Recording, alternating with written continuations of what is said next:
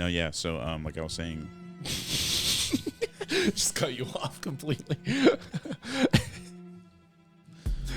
fuck know what I was saying. I kind of feel bad, but I'm just playing. here we are. Some young guys. I really hope you guys liked the last episode. If you listened to it, if you have not, you should. Episode 25, the Yuri Bezmenov breakdown. Super informative. Very informative. But as we were talking about before we started the show, books. Books, yeah, You said Name 10 books. exactly. Like I was telling Lemac before we started, I barely read. No. Let me rephrase that. I barely read now. And in high school, like in senior year, I think what got me into reading and actually, wanting to read more books and whatnot was sports. I joined track cross country around sophomore year. And ever since I kind of really got, my physical body changed, my whole mentality changed. And it drove me to want not only to better myself in the physical form, but also mentally. So I downloaded audiobooks on my runs. I'll listen to audiobooks.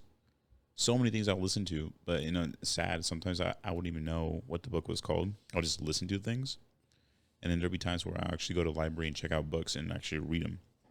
And that's why I stay so strong and connected to any type of workout, any type of physical activity, because I feel like it will change you not just physically but also mentally. And I think reading is really important. And then I don't know, I feel like when people kind of talk about it a lot, it kind of inspires me to get back into it. Like at work, half of my coworkers were talking about running this marathon or running this 5K or something. I'm like, damn, dude, I used to run those things like they were just practice for me. Like I ran almost all the ones in my city, in my town, back in the valley where I'm from, and I would do them just for fun. I used to love running, and then that's why I kind of started running every morning now. Well, every other morning when I get a chance to, when I'm not that exhausted from work and whatnot. But I'm like, man, I miss this feeling. I miss the high you get from running, and the morning fresh air, and the fact that you see other people out there running too or hiking. It's like, damn, like.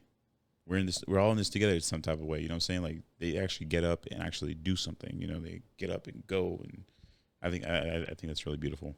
Oh, absolutely. Yeah, I'm not much of a runner at all. I just recently, today and yesterday, actually started running again. I haven't run really at all since I broke my ankle almost a little over a year ago. But I want to get that strength back up from impact and stuff. I'm already deadlifting and squatting more than I was before I broke my ankle, so I really don't have any excuse to not run at all. So personally, I would have still ran. Yeah, that broke. Yeah, who's gonna carry the boats? Of a man who's gonna carry the boats? No kidding. But yeah, so I just started running again. I'm very glad, and I suck at running more than I thought I did. So I'm gonna keep it up. I'm gonna run on my non-gym days, and try and get my endurance up a lot. Try and keep a steady pace for 30 minutes straight at least. Yeah, it's good. Very good, very good. Today I did like 15 minutes ish. It's tough. It's one thing that someone can't, you get on a treadmill. The treadmill is making you walk. You going to run, you're making yourself run. Like you're not being forced to move.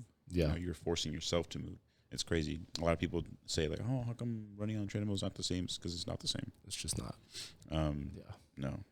But yeah.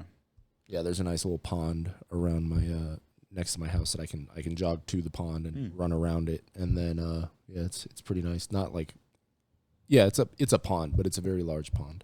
Oh, I like that. Yeah, we have a little nice. Stream here, like a little river stream. It's kind of cool. Like, you get a nice little hike and get to see the city. It's pretty high up. It's nice. Oh, nice.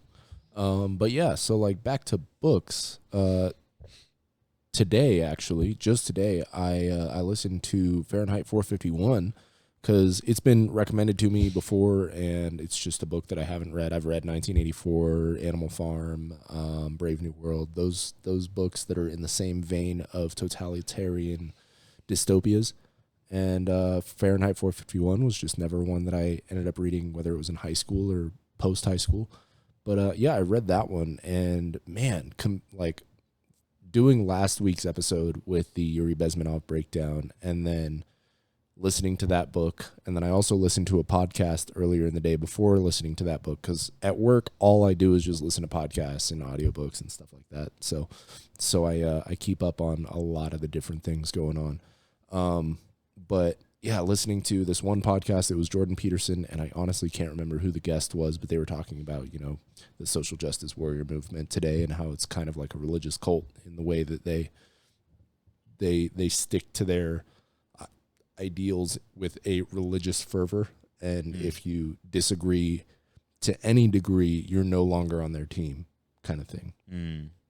And that's kind of in line with the stuff that Yuri Bezmenov was talking about when he was talking about ideological subversion, because they were also talking about how it's been academia that's Jordan Peterson and his guest were talking about how it's been academia for since the 60s that they've been pushing these ideas to young people, and it just fell perfectly in line with what Yuri Bezmenov was saying about, it's been going on for 15, 20 years back in the 80s. So since the 60s that they've been doing this ideological subversion. So all of these little points are just falling right in line. And listening to Fahrenheit 451 today, it was just more reinforcement of the same idea that, man, our culture is really like the people themselves are asking for the infantilization, I guess you could say, dumbing down of our culture in terms of whether it's the entertainment that we consume, like the Kardashians or various whatever, I'm sorry. I just find it funny. Reality TV stuff. Yeah, no, It's like I like how we just the Kardashians are. That's like number one. Yeah, no, I always say the Kardashians because they're true. like they're a caricature of themselves essentially at this point. Yeah, like they're a caricature of reality TV shows. You think people adapt to some of their personalities? You know how you go see a movie and you're like, I'm gonna be the main character now. Oh yeah, no, definitely. They're definitely 100%.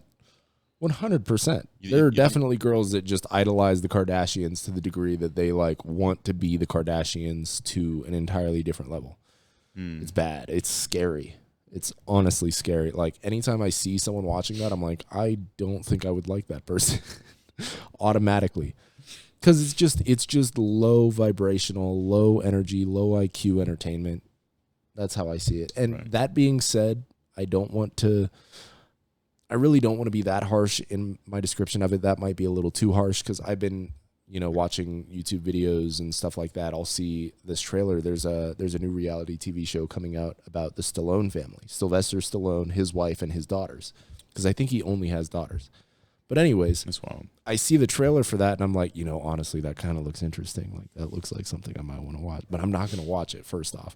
Second, it's very enticing. So I understand like why people want to watch these shows. Okay. Mostly it's just because Sylvester Stallone. If it wasn't Sylvester Stallone, I wouldn't give a damn. Exactly. But it's Sylvester Stallone and his daughters. I'm like, how is he raising his family? But then the simple fact that he's got them on a reality TV show tells me that he's probably not doing everything he could be doing. That's my personal opinion. You gotta make your money these days, and Stallone hasn't been doing movies like he used to, and he's used to live in a certain type of lifestyle. So I'm not surprised that he wants to, maintain that certain lifestyle. And when you're in entertainment like that, that's kind of just what you need to do. You need to keep entertaining. You gotta survive. Tyson has been doing marijuana, and he actually has like vape pens, like flavored vapes. And he hasn't really been in entertainment anymore, but he's got his different hustles. And so all of these celebrities you see, even Ryan Reynolds got Mint Mobile. I have Mint Mobile because it's cheap and it works. What? It's a phone company, phone service. Really? Like T-Mobile. Yeah. How much do you pay a month? It's very cheap.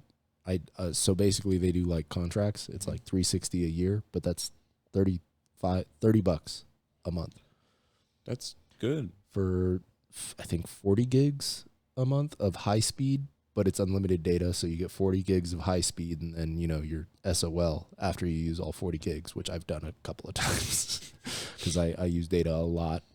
But regardless, like I was saying, like you have all these different celebrities that are venturing out into various forms of entrepreneurship because they're trying to maintain that lifestyle, which I get. I get it. I understand. No one wants to downgrade.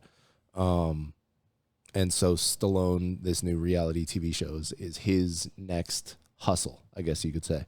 That's kind of how I see it. Like most of these movie stars that are doing all kinds of different things, they're just hustles. Yeah, you got to stay afloat. Yeah, exactly. Yeah. And I mean, like, you know, they're definitely afloat. I think Ryan Reynolds has more money than he knows what to do with, but at the same time probably wants to do more. And that is honestly, like, that's an urge that every man that has gotten to that level probably has.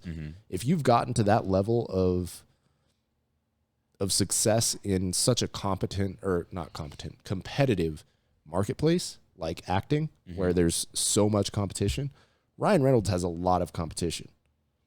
You know what I mean? There's a lot of people that are competing to be at the level that Ryan Reynolds is at, and he continues to do well. So obviously he's very skilled, but also very motivated.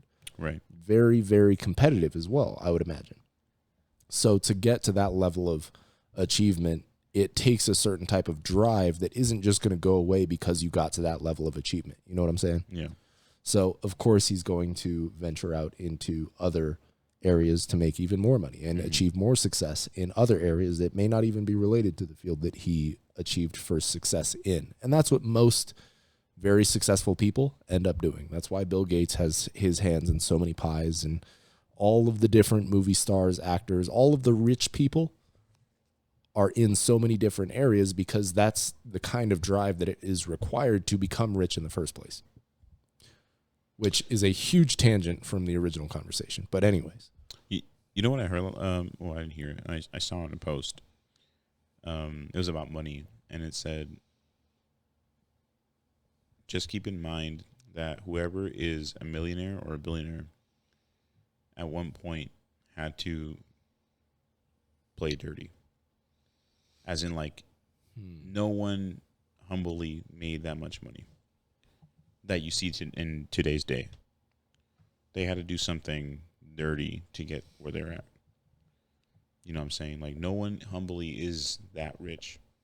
Do you really believe that? I believe that.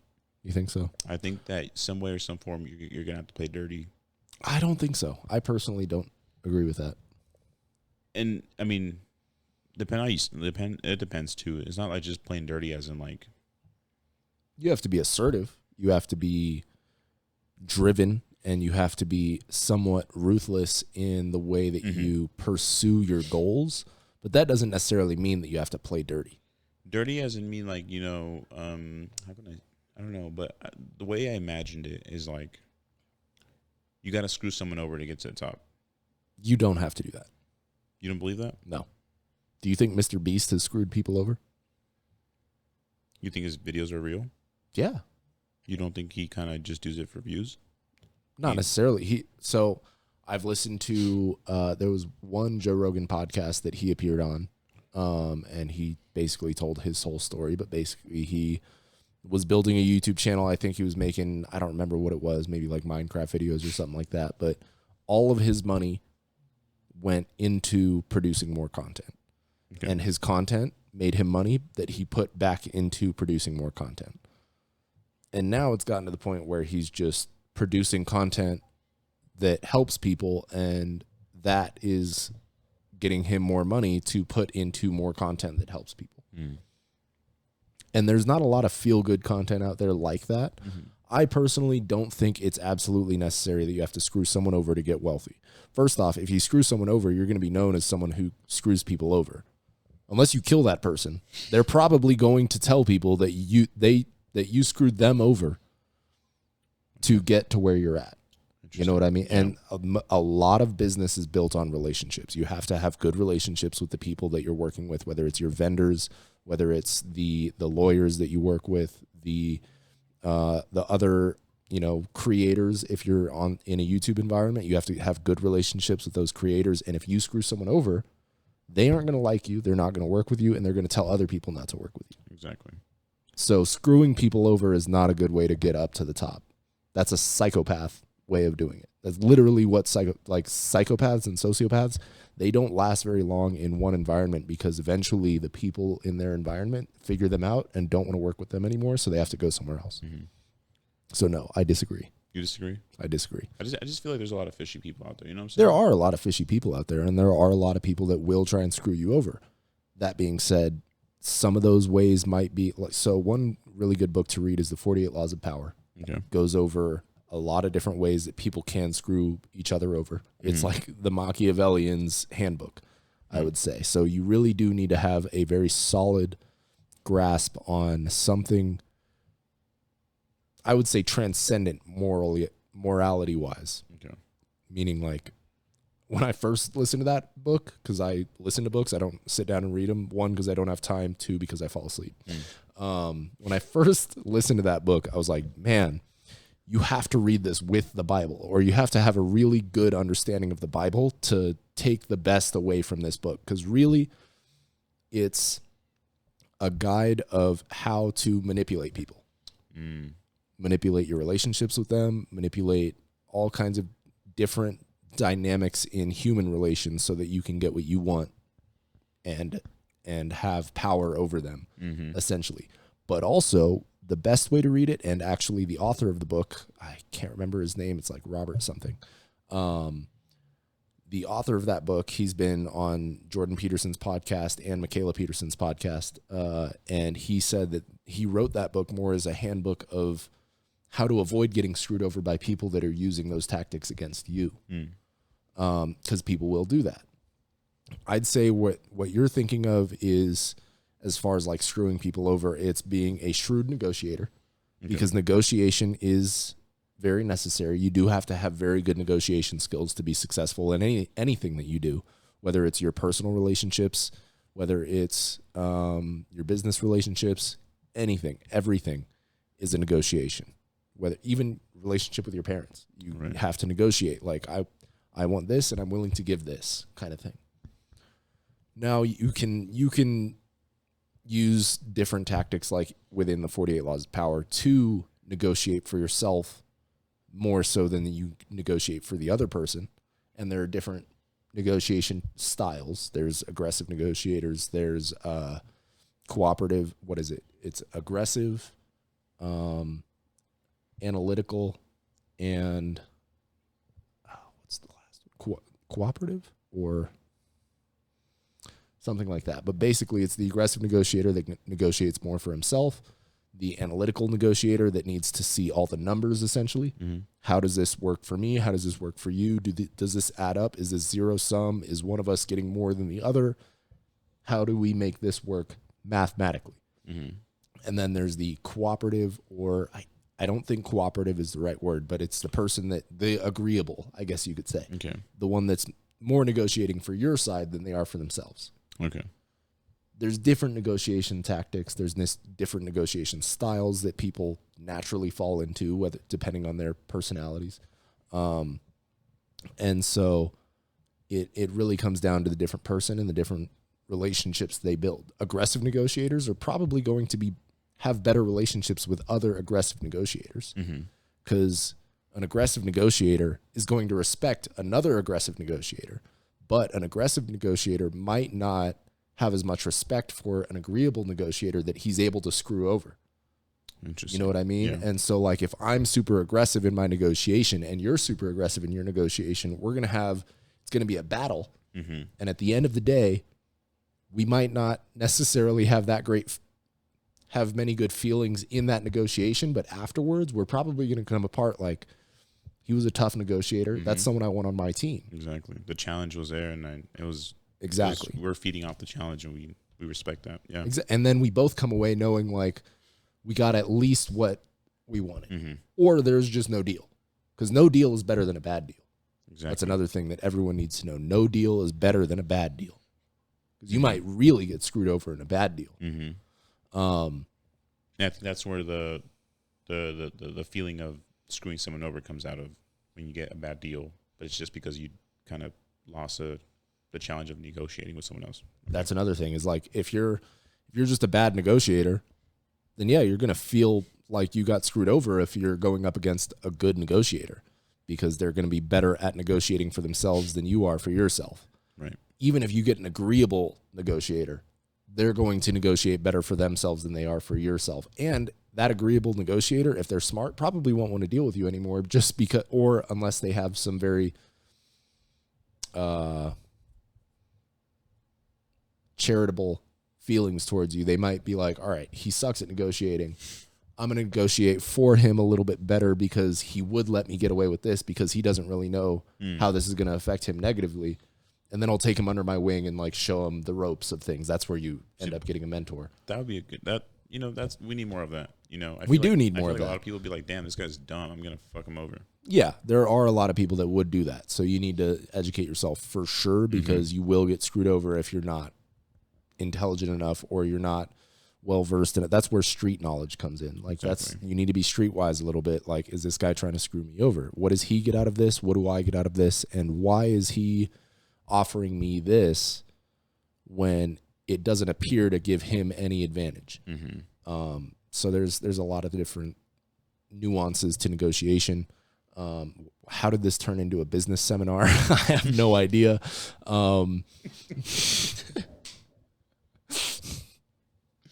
That's funny. But yeah, I really don't think that the only way to get wealthy is to screw someone over. There are people that do that. I would say that doing that as a rule, screwing other people over as a rule, is a good way to end up getting screwed over yourself in a big way that probably will result in either your death or you never having anything ever again. Exactly. See, in conclusion, just read your Bible. Yes. Have a good heart about it. Just don't be a POS, okay? Exactly. Just, have good intentions towards things and then always be the bigger person in anything. If you see someone in need for help them out. Don't screw anyone over because it's going to bite your ass. And it's going to come back and bite you in the ass. That's what I meant to say. Yes, it is. It is. I don't know how we got all the way to this from books because I read Fahrenheit 451 and I really kind of wanted to talk about it, like really bounce off of what we talked about last week in the Bezmenov interview.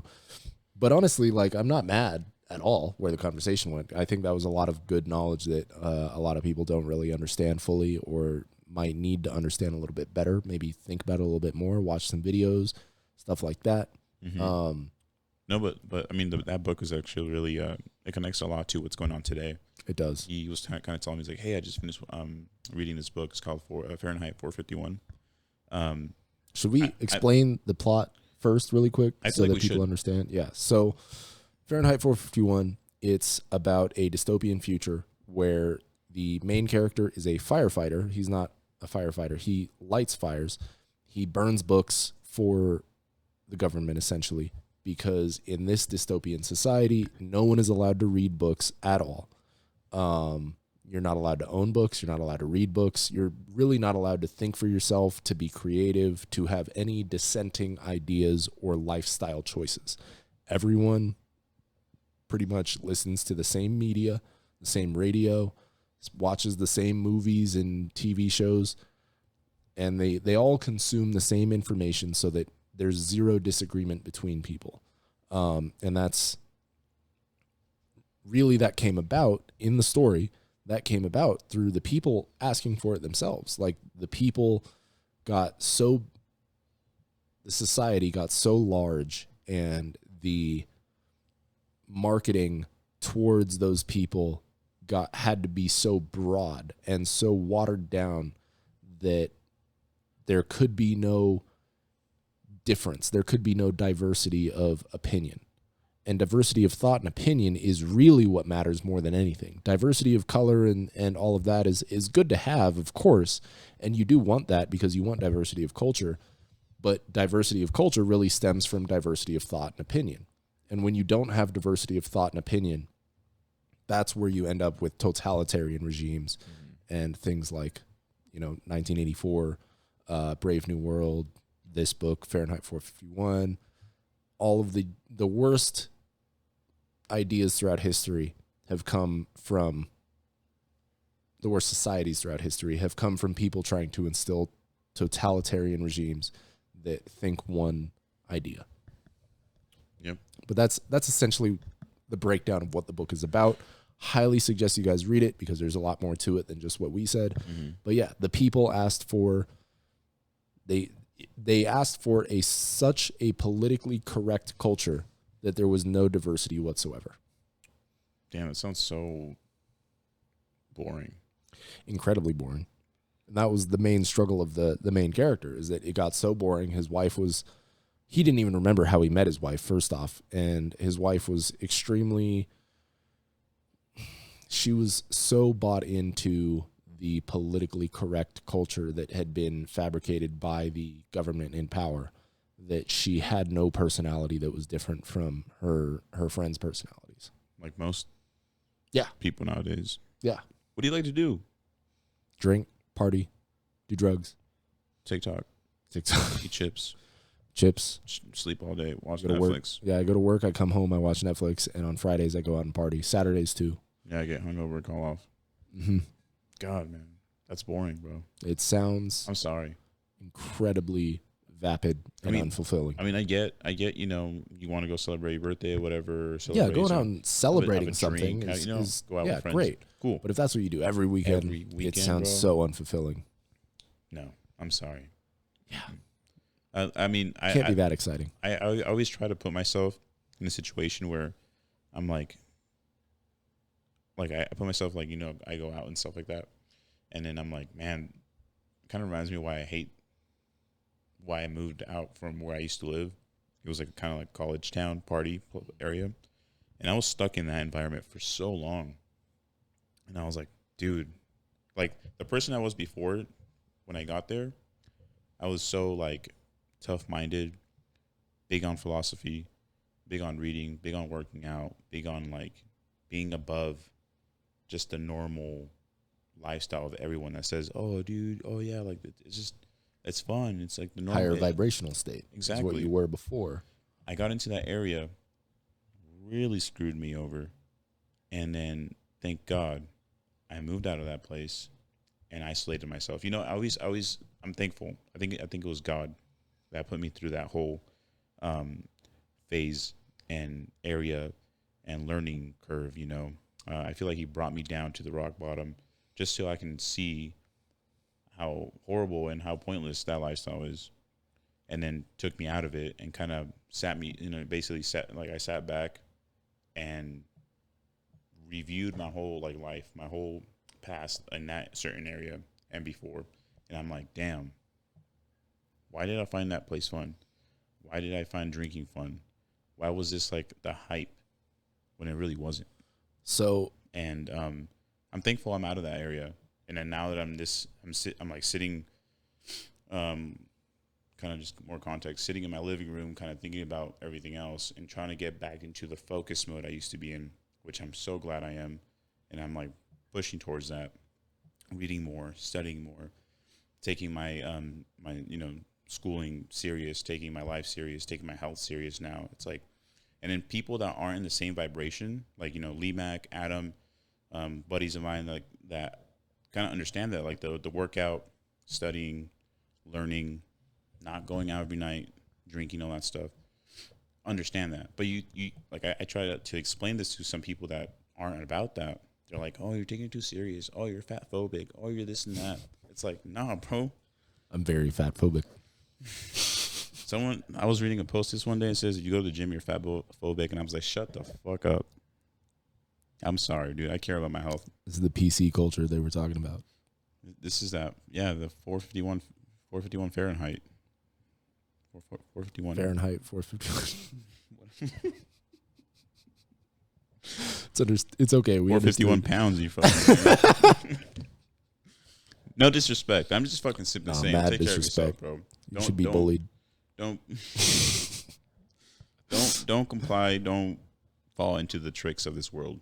Honestly, absolutely, yeah. But what you were saying about like you had to go to that place to really understand that it's not worth it. Mm-hmm. There's, I can't remember exactly what the saying is, but it's something like the greatest saints were once the greatest sinners. it's very similar to that idea, is like essentially, and there's another person, I think it was Jordan Peterson talks about it a lot. I think it was Carl Jung that said that for your branches to reach into heaven, they must reach equally as far into hell. Yeah, right? That's a really like interesting idea. It's a scary idea to contemplate too. Is like, now that doesn't mean that you should like go and experience all of the worst depravities of human nature so that you can get into heaven or understand heaven, because that's not quite what it means. It's more you have to understand the depths of hell and understand just how terrible humanity can be to really understand how much good there is. A lot of my own personal understanding of God and what brought me closer to God was understanding like just how clearly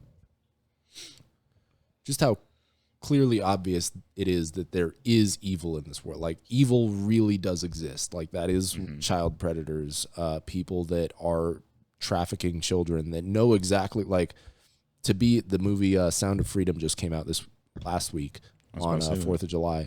I need to see that still, but I understand what it's about. It's basically this guy, Tim Ballard, who worked as he would do sting operations on child trafficking. And the terrible situations that he saved these children from. But understanding that type of evil exists in the world, and the people that would commit such levels of evil, you can only come from that and really think like, man, why does good exist if like that level of evil exists? You know what I mean? Like there is so much good. Like the opposite of that has to be good, because it could get worse than that level of evil. Oh yeah. Like that level of evil is so incredibly evil, but there is lower than that, but there's also so much higher than that. Oh yeah, definitely. And then it's funny that you say that, because there's times where I see posts, and even it comes across my mind too, where it's like, does God really exist? Like, is this like bad things happen? Like, why does He allow kids to be murdered, kids to be trafficked, kids to be raped? Personally, stuff like that. I really don't like that argument either. I don't like that either. At all. I don't believe that either. Because I'm a big believer in God, right? It's a low IQ argument, honestly. But when people say that, like, I'm not saying it. I'm no, I know. Saying, like, I know you're talking about people that do say that. It's like, why? Well, if God existed, why is there wars? Why is this? Okay. When's the last time you tried to connect with God? When's the last time you tried to get close? Well, they just want your money. Okay, I'm not talking about religion and churches here. Churches are terrible. Okay. Most churches are terrible. I'm talking about you personally forcing yourself. I agree. Forcing yourself to, not forcing yourself, but, taking the time to sit down, read your Bible, actually pray to God, try to connect, spiritually. Because, recently, I don't think I've told you this, but I've been praying more. I've been, there's times where I can't sleep in the middle of the night, and usually that's the time I kind of take to come out here while my woman's sleeping, just kind of pray, and then usually like a verse or like a book comes into mind, and I'm like, okay, why am I thinking about Isaiah right now?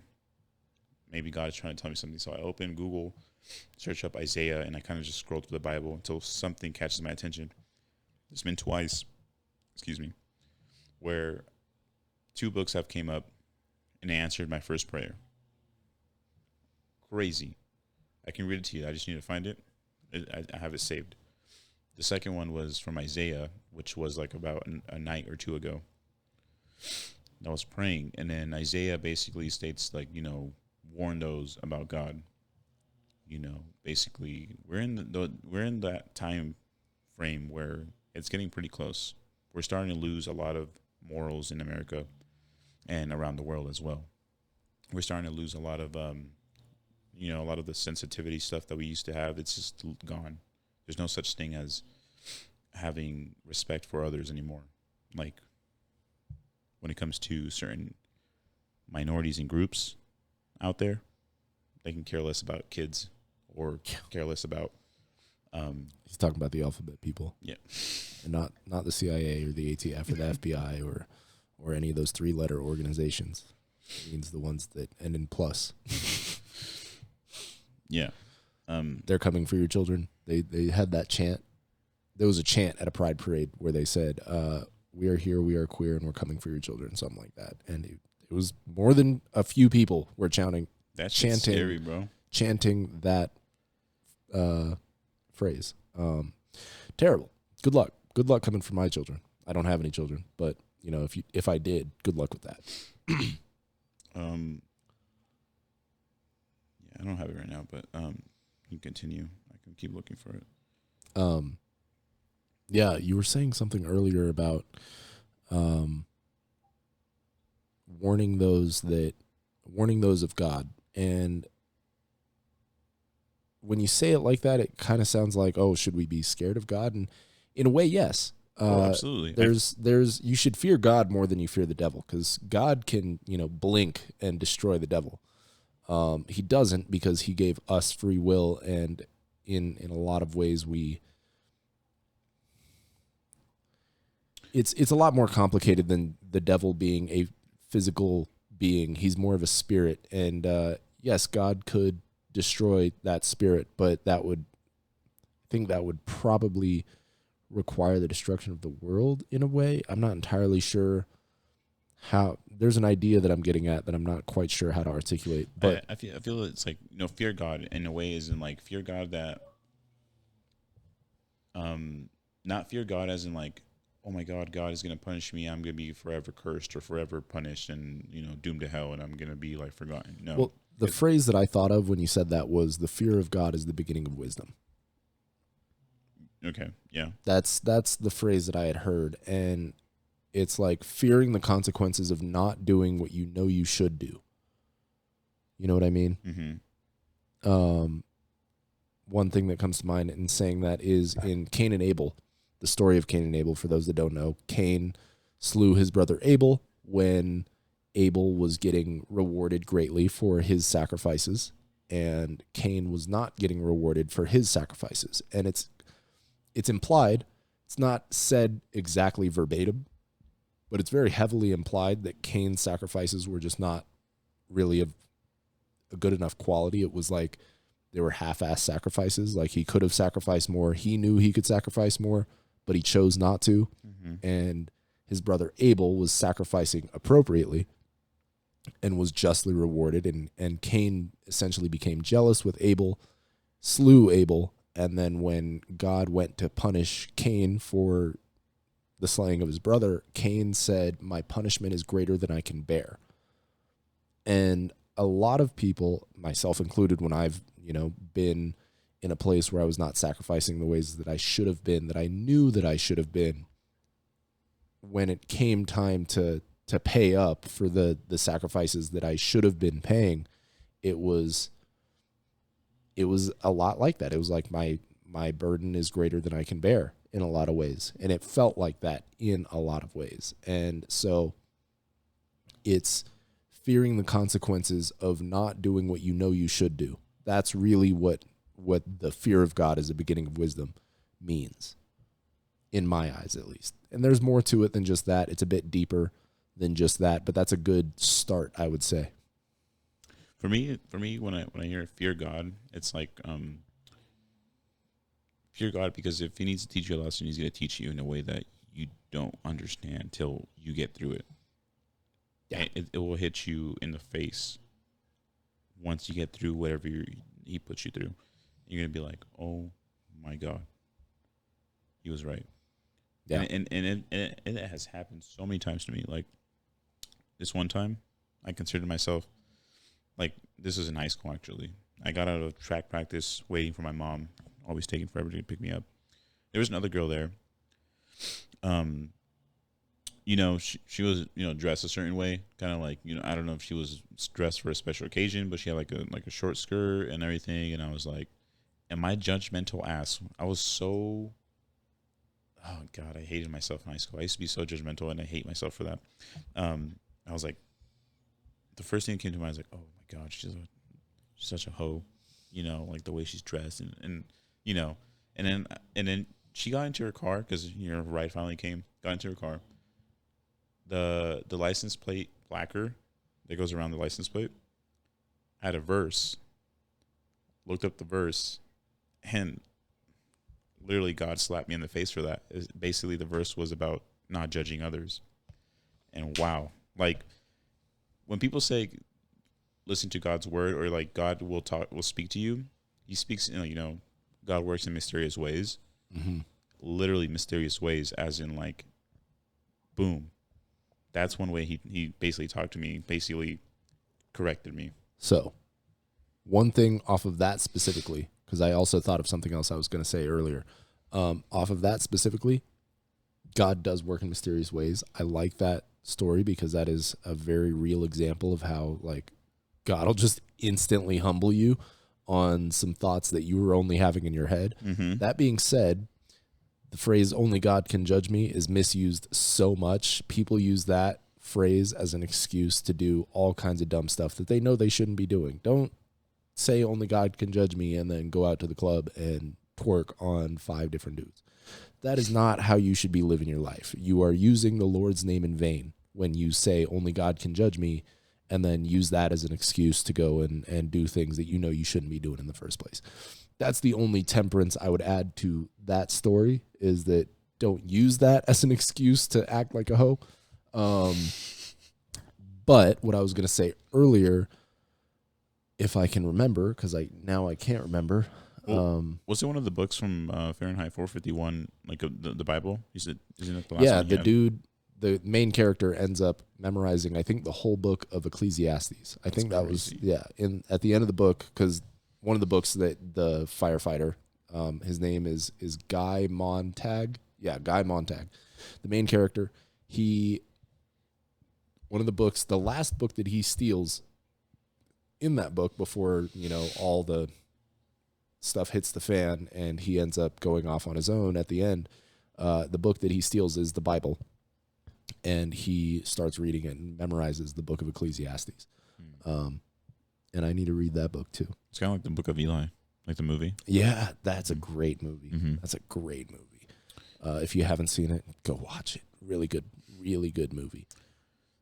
The plot twist at the end is honestly worth the whole movie. Mm-hmm. Mm-hmm. Yeah, it tripped me out. I was like, what? Yeah, exactly. For those that haven't seen it, watch it. Those that have seen it, you already know. Watch it again. But I finally found the verse. Okay, so basically, there's a night I couldn't sleep. Came out here, prayed, basically telling God, look, I'm tired of trying to obtain things or trying to do things with my own strength, and it's not working. Obviously, it was never going to work, and I knew that already. But I'm such a stubborn ass, and literally like a donkey ass. Yeah. That I called out to God and I prayed instantly. I mean, this guy just blue texted me, like iPhone, like instantly. Responded. For some reason, this verse came into my head, this book in the Bible, and basically it says, I will also sprinkle clean water on you and you will be clean. So when I prayed, I asked God, like, please change me. Please, I know it's going to take time. I know it's not going to be an overnight thing, but please help me change. Please help me get back into the routine of following you, committing to you, trying to pray more to you. I try to pray almost every day. If I don't pray every day, I try to pray every other day. But I know it's going to take those baby steps again because I fell off a long time ago and I'm trying to get back in there. It's like baby food again. So it says, I will also sprinkle clean water on you, and you will be clean. I will cleanse you from all your impurities and all your idols. Idols meaning drinking, listening to music I'm not supposed to, watching things I'm not supposed to, doing things behind closed doors that I'm not supposed to. Like, a lot of young males or adults, even people that are married, suffer with lust, And also, I said, I will give you a new heart and put a new spirit within you. I will remove your heart of stone and give you a heart of flesh, meaning that, like, I feel a lot of times like I've been through situations where I've just been cold and I haven't been able to feel any type of love or, I might put like a fake smile on my face, like, like, hey, how you doing? Oh, great. Oh, hey, what's going on? Like, always try to care for people, but deep down in my own heart, in my soul, sometimes I feel like I'm lost or alone, or I feel like I really don't feel anything anymore. And that's one of the things I prayed about. And then reading this verse and this this part of the Bible, this verse in the Bible, kind of just opened my eyes, and knowing that God is still there, and God would always be there. And then the last part was, and I will put my spirit within you, and cause you to walk in my statutes, and to carefully observe my ordinances. Ordinances. I can't talk right now. Jesus Christ. And like reading that whole verse right there, that little part of the Bible, just kind of made me realize, like, oh my God, you're still there. You have never left. And that goes for everyone too. He's just waiting for you to call out, knock on the door. He's always there waiting. Knock and it shall be opened unto you. Like, we're not trying to make this into another Bible study class or anything, but it can be. We could do those too. I maybe we will do that at some point. That would be great, honestly. Mm-hmm. I'd be down to start like a Discord Bible study type thing. We need more followers first, because so far we don't have enough to really, like, it could be just us doing a Bible study at this point right now. But for now, we'll wait until you guys ask for that, because right now I honestly ain't got time to be doing a Bible study a regular Bible study all the time. You know what? I could make time for that though. No, yeah. If we have an audience for it, we could definitely make time for that. I can bring some stuff like that to the table. Absolutely. I have some journals there that I've been wanting to write some stuff in. I think that'd be perfect. I think that kind of answers my question, and that I've been asking, like, how do I get started? How do I get more involved with God? Mm-hmm. I think it just takes initiative. I think it's time for me to, step up to the plate. Bring more things into the table, and actually, use my voice. That a lot of people say, "Oh my God, you have such a great voice." Where do I use it? Where do I put it? I think this is one of the areas I need to put Absolutely. it. I'm starting to open up a little bit more too, like more. It's good. Mentally, mentally and spiritually, and I feel like a lot of people in today's time have been dead. I feel there's a lot of dead souls, and there's a lot of things that people say, like, "Oh, I believe in God," but they say that, but they don't act it. It's not even, but it's like, oh, I believe in God, but I don't think it's like necessary that I need to do this or I need to go that. Like, I love him, I believe in him, but God knows my heart. It's the same thing as, like, only God could judge me. It's like, God knows your heart, but your heart be doing all kinds of acidity ass stuff. But anyways, I remembered what I was gonna say earlier, and I think this will be a good way to end the podcast. When people say, like, there's so much evil in the world, like, why does God, if God exists, why does he allow so much evil to take place? It's like, most of the evil that takes place is people doing it to people. And we have free will. Do we want a totalitarian God that just does everything for us and then doesn't give us the option to disobey him? Like, that's part of being human, is having the option to do whatever else we want. And that's kind of what I mean, is like, for God to just blink and destroy the devil and destroy evil, that would also be to remove free will. And in a way, even Adam and Eve had to eat the apple to become the human beings that we are today. Because otherwise we would have just been the same as the angels, who, the angels also had free will, because obviously the devil betrayed God, but that was only after he created humanity. There's a whole lot of history we could go into there. Yeah. But anyways, for humanity to be humanity, for you to have the beautiful life that you have, to even see it as beautiful, you have to understand that there is the opposite side of things, of how ugly things could get. And how ugly things could get is entirely up to you and the choices that you make in your life, as well as the choices that the people around you make in their lives. And keeping the right people in your life that make good choices also, because other people's bad choices can bring you down if you decide to keep them in your life for longer than you should. The blood of the covenant is thicker than the water of the womb. You do not have to keep family members around that are destroying their own lives and dragging you down with them. that is not necessary. You should respect those people and love those people and do your best to love those people. But at the same time, if their life choices are dragging you down into hell with them, there is no reason that you got to stay in their lives. But yeah, like I was saying, it's just God exists, but that doesn't not but what was that? What am I trying to say? Just because evil exists does not mean that God does not exist, is what I meant to say. Okay. That's basically it. Like, evil exists because people choose to do evil. And if people didn't choose to do evil, if people resisted their temptations, whether it's lust for, other women or lust for children, which obviously does happen, unfortunately.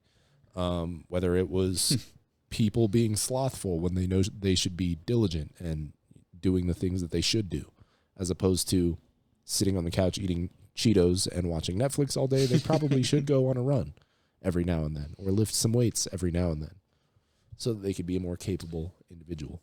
I hate when I take like screenshots of things and then never find them. And never find them. It's you like, gotta have an album. Where do they go for those things? But yeah, that's all I wanted to say about that argument of if God exists, why is there evil? It's like, well, God gave us free will. That's part of humanity. Oh man, it was such a good verse too. I'm like, sometimes I feel like some of my stuff is deleted. Like I was listening to it's the government. They're in your phone. They delete the stuff that's good for you. I know, right? It feels like it sometimes. I swear. It's like, it was about this like, it was a Bible verse, and I saved it. And it kind of pisses me off that I can't find it. I'll see if I can find it next time. But yeah, I was gonna say maybe we can open with that next time because we're already at 51 minutes. Dude, I hate when we have such a good flow and a good podcast, and then it gets to an hour, and you're like, dang. I'm like, I feel like we've been only talking for like 10, 15 minutes. Yeah, no, it time flies. Time flies. I hate that. But one thing I heard once. Sorry, I got this whole story. You better cut this shit out. Please cut it out. And then you're not gonna finish the story. No, I'm gonna finish the story, but I'm gonna start over again. I need you to repeat.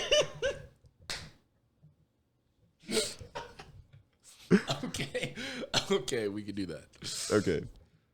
So the guy that was getting a haircut was talking to the barber about God, because the guy had a Bible with him, and then the barber's like, "Why do you carry that around? Why do you believe in God if there's destruction? There's tornadoes, there's cancers, there's diseases, there's, people getting killed and all this and that, right? There's evil in the world." And the guy getting a haircut was like, didn't have an answer for him.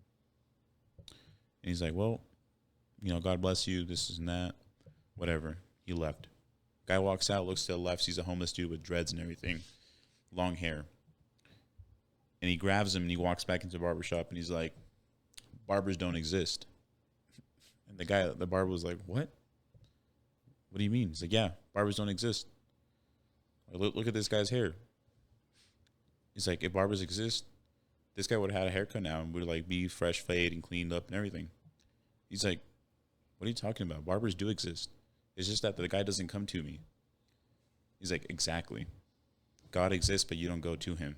You know what I'm saying? Like, how do you expect to get something where you don't even try or an effort to go to God? You know what I'm saying? God only works if you do. You know what I'm saying? Like, he's always working and he's always waiting. But he is, but God only works in your life if you work in your life. Exactly. That's really what that means. But yeah, crazy story. I don't know. I messed up the first half. No, you're good. You're good. We'll cut out that first part of the story. Yeah. Definitely. Yeah. Thanks for joining us, guys. Absolutely. I can't talk today. It's okay. I can't talk any We day. all have those days. People used to make fun of me because once past 8 o'clock, I used to lose like a lot of vocabulary words and stuff. And my roommates used to make fun of me for that. He's like, yeah, once Carlos gets tired, he can't speak. It's 6. It's 6:48. It's almost there.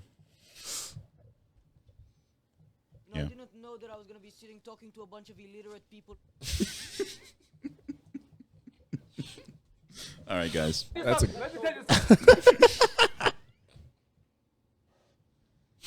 hit the wrong button.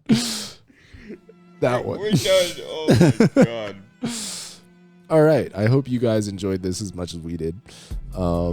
We will see you again next week, and hopefully we will be a little bit more prepared with some more information. I feel like this wasn't that bad, actually. We did a pretty good job. We talked about entrepreneurship a little bit. But yeah, this has been Lemac. Carlos. All right. Deuces. Thanks for joining us.